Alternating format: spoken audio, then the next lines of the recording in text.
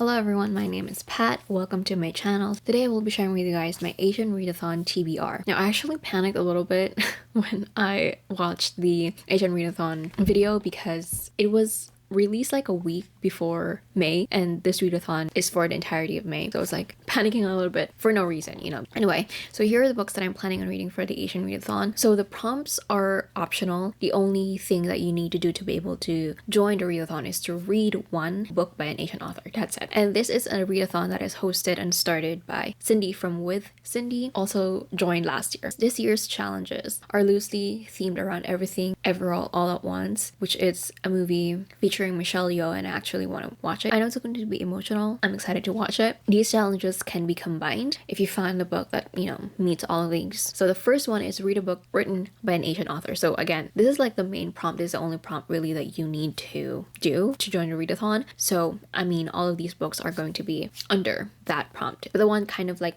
I'm counting for this one is Wicked As You Wish by Rin Chupeco, a Filipino author, and Wicked As You Wish is a book that she released, I believe, last year or in 2020. And its audiobook is available on Spotify for free, so I will be listening to the audiobook on there as well. It's the first book in a 100 Names for Magic series. So it features a hidden prince, a girl with secrets, and a ragtag group of unlikely heroes, and a legendary firebird come together. So I think it's a mix of a lot of different things because it is also following the legend of the Kingdom of Avalon and a Snow Queen. I'm excited to read this one. And then the second prompt is read a book featuring an Asian character who is a woman and or older. And all of the books that I have for this readathon all have women as main characters. Convenience Store Woman by Sayaka Murata. This is set in Japan, so this is by a Japanese author. I think the main character is in her 30s, like her mid 30s, so she's older than me. I don't know what constitutes like older main character, but I think just, you know, older than me. So that is Convenience Store Woman by Sayaka Murata. And then the next one is read a book by an Asian author that has a universe you would want to experience or a universe that is totally different from yours. So I haven't read this one, so obviously I don't know if it's a world I want to experience, but knowing that this is set in Joseon era,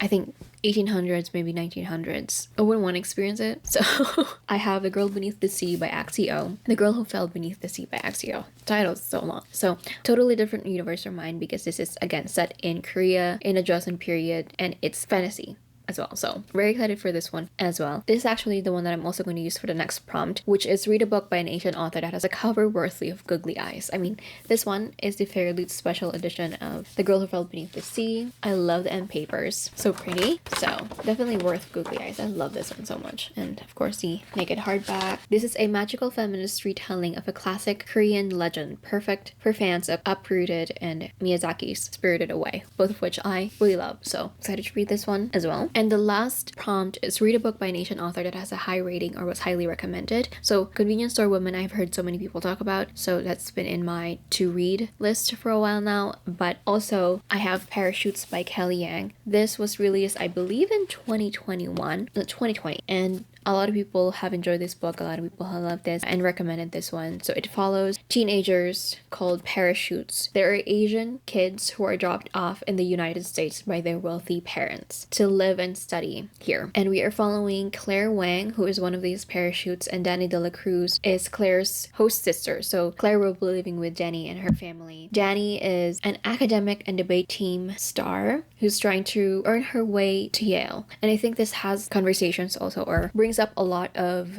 the things that these children go through to get to their schools that they want, and also talks about, you know, privilege and family and friendship as well. So I'm excited to read this one. Oh, I just realized I'm wearing a Singapore shirt. Anyway, so those are all the books that I'm planning on reading for the Asian readathon. I was like panicking a little bit for no reason, you know, that's me. But let me know if you guys are interested in joining as well and what books you're planning to read, and I will see you on my next one.